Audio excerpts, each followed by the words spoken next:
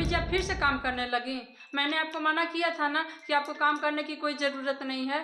पहले मम्मी जी ये लीजिए, दवा खा लीजिए, फिर आराम कीजिए। बहू सारा दिन लेटे लेटे तो मेरा मन ही उब चुका है। मैंने सोचा थोड़ा घर का काम ही कर लेती हूँ, तेरी मदद भी हो जाएगी। मम्मी जी अभी इन्होंने फ़ोन किया था, ऑफिस जाते वक्त आपकी रिपोर्ट देख ली है। रिपोर्ट एकदम अच्छी आई है मम्मी जी, ये लीजिए दवा खा लीजिए। बेटा तू सारा दिन काम करती है और मैं दिन भर बेड पे पड़ी रहती हूँ, बैठी रहती हूँ, और तू बोलती है मम्मी जी आराम करो, आप सो जाओ। तू भी सारा दिन कितना काम करेगी बेटा, थोड़ी तेरी भी मदद हो जाएगी। मम्मी जी अभी आप पूरी तरह से ठीक नहीं हुई हैं, जब आप रेस्ट करेंगी तभी तो पूरी तरह से ठीक होंगी आप। अरे बेटा अब कितना आराम करूंगी मैं, लेटे लेटे तो बदन और भी दुखने लगा है। अब मुझसे नहीं होगा ये लेटना बैठना। घर के काम में मैं तेरी मदद कर दूंगी, पर अब मुझे आराम करने के लिए मत बोल तू। मम्मी जी मैं तो हूँ ही, मैं देख लूंगी घर का काम। आखिर कब तक काम करते रहोगे आप? इस उम्र में काम करने से तो अच्छों की तबीयत खराब हो जाती है। अरे बेटा थोड़ा मोड़ा काम करने से, घूमते फिरते रहने से मुझे ऐसा लगता है कि मेरी तबीयत सही रहेगी। बेड पे लेटे लेटे तो और मैं कमज़ोर सी हो गई हूँ। इतने दिन हो गए अभी ठीक भी नहीं हुई हूँ। मम्मी जी मैं एक काम करती हूँ, दीदी को फ़ोन करके बुला लेती हूँ, वही आपको अच्छे से समझा सकती हैं, फिर शायद आपका भी मन बदल जाए। ले अब उसे बुलाने की बात कर रही है, अब तेरी तरह वो भी समझाएगी मुझे। अरे तू कम थी कि अब उसे बुला रही है इधर। मम्मी जी मैं दीदी को फ़ोन करके आती हूँ, अब तो वही समझाएंगी आपको। आप ये दवाई ले लो। अरे बहू सुन तो इधर, अब मेरी जिंदगी तो दवाई गोली में ही गुजर रही है।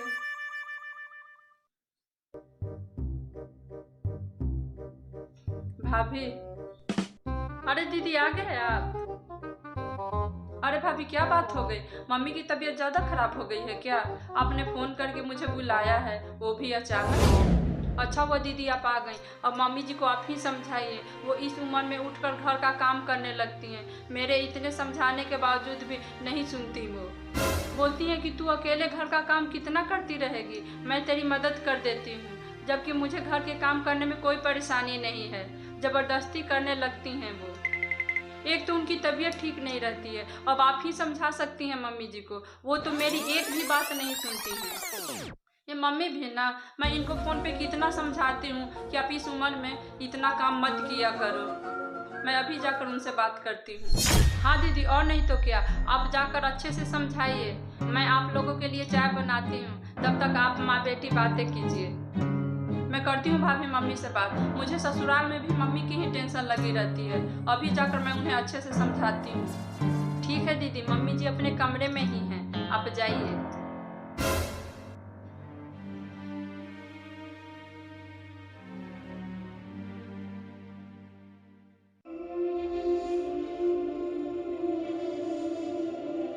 मम्मी आपकी वजह से मुझे अपने ससुराल से यहाँ आना पड़ा, रोज रोज अच्छा भी नहीं लगता मम्मी।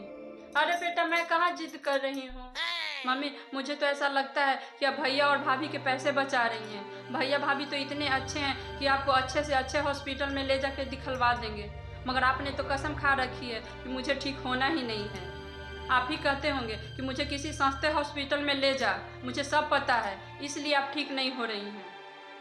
इस उम्र में आप इतना काम कर रही हैं, ये भी कोई उम्र है आपके काम करने की? भाभी बता रही थी कि उनके मना करने के बावजूद भी आप उठकर घर के काम करने लगती हैं। अरे बेटा डॉक्टर तो सभी अच्छे होते हैं, और तेरे भैया और भाभी मेरा अच्छे से ख्याल रखते हैं। आपको क्या लगता है मम्मी, मैं इस घर में नहीं रहती हूँ तो मुझे पता ही नहीं चलेगा? भाभी मुझे पल पल की खबर देती हैं, और ख़ास करके आपके बारे में। भाभी ने आज ही मुझे फ़ोन करके बताया कि आप भाभी के बातों को अनसुना करके बीमार होने के बावजूद भी घर का काम करती हो। काम करना आपको ज़रूरी है क्या? बेटा यूँ रोज रोज बिस्तर पर पड़े रहना, बीमार रहना, हॉस्पिटल के चक्कर, तंग आ गई हूँ मैं तो। और पैसे भी तो कितने खर्च होते हैं। जिद्दी हो मम्मी आप बिल्कुल। क्या मुझे नहीं पता है, मेरी शादी से पहले भी आप ऐसे ही थे। चाहे कोई कितना भी आपको मना कर ले, करनी आपको अपने मन की ही है। बेटा ये रोज रोज बीमार रह के मेरा तो मन ही उब चुका है, दवाइयाँ खा खा कर थक चुकी हूँ मैं तो। बेटा अब आई है तो तू एक काम कर, अंदर मेरी अलमारी में एक गहने का बॉक्स पड़ा हुआ है, लाल कपड़े में लपेटा हुआ है, जा जाकर उसे ले आ। उसका मैं क्या करूँगी? अब मुझे क्यों बोल रही हो मम्मी? अरे बेटा वो सब छोड़, जा तू लेकर तो आ पहले। अच्छा ठीक है, लेकर आती हूँ। देखना बेटा, लाल कपड़े में ऊपर ही लपेट कर रखा है। लो मम्मी, आप क्या करेंगी इसका? हाँ बेटा, ये गहने का जो बॉक्स है ना, तू रख ले। क्या? हाँ बेटा, तू रख ले इसे। मम्मी मैं क्या करूँगी इसका? ये तो आपका हार है मम्मी। मैं दे रही हूँ ना तुझे, ले ले।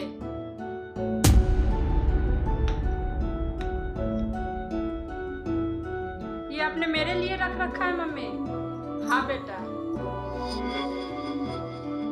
बेटा इसमें सोने के हार का एक सेट है, मैंने तेरे लिए निकाल कर रखा था इसे। और ये भी कोई बात हुई? मैं दिन रात करती रहूं इनकी सेवा और गहने ले जाए बेटी। मम्मी जी का तो ऐसा रूप मैंने कभी सोचा ही नहीं था। मम्मी जी को डॉक्टर के पास ना मैं ही लेकर जाती हूँ, उनकी सेवा भी करती हूँ, उनका हर चीज का ख्याल रखती हूँ, लेकिन मम्मी जी ना, उनका मन बदला ही नहीं मेरे लिए। सही कहते हैं लोग, बहू तो बहू ही रह जाती है, बेटी कभी नहीं बन सकती। दे दो सब उन्हीं को, करवा लेना अपनी सेवा। बेटी को दिए हैं ना गहने, तो बेटी ही करेगी आपकी सेवा। सास ना कभी माँ नहीं बन सकती। अरे इतनी सेवा तो मैंने अपनी माँ की भी नहीं की। हाथ में पानी का गिलास दो, चाय दो, टाइम पर दवा दो, सब कुछ दो। मम्मी जी ये मत करो, मम्मी जी वो मत करो, आखिर में बेटी ही याद आती है इनको बुढ़ापे में। ये तो अब भी वैसी की वैसी ही है, एकदम नए जैसी चमक रही है मम्मी। हाँ बेटा ये तो है। मम्मी एक मिनट, भाभी भाभी जरा इधर आइए तो। हाँ दीदी। भाभी ये देखो, मम्मी अपना हार का सेट मुझे दे रही है। अच्छी बात है दीदी, मम्मी जी दे रही हैं तो रख लीजिए, ले जाइए। भाभी मैं कैसे रख लूँ इसे? इस घर की बहू आप हो तो इस हार पर भी आपका ही अधिकार है।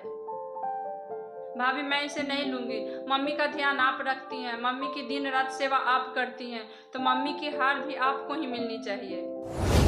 भाभी मैं कैसे ले सकती हूँ ये हार? मेरी सास ने भी अपना हार मुझे ही दिया था, क्योंकि मैं उनकी सेवा करती हूँ। इस हिसाब से मम्मी को भी ये गहने आपको ही देने चाहिए।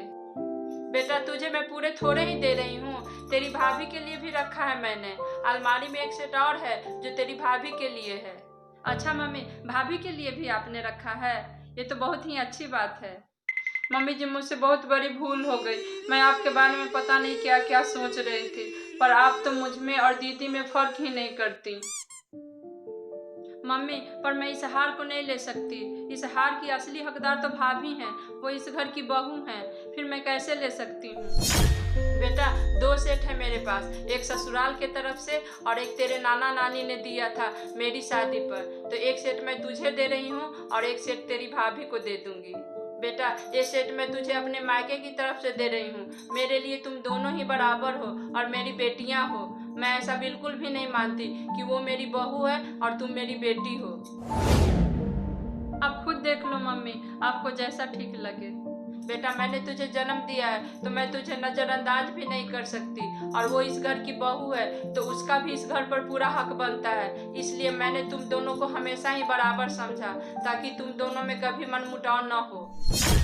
मैंने एक ऐसे सोच लिया कि सास गहने देगी तभी बहू उसकी सेवा करेगी। दीदी भी तो मम्मी जी की बेटी हैं, तो बेटी का भी तो कुछ हक बनता है इस घर पर।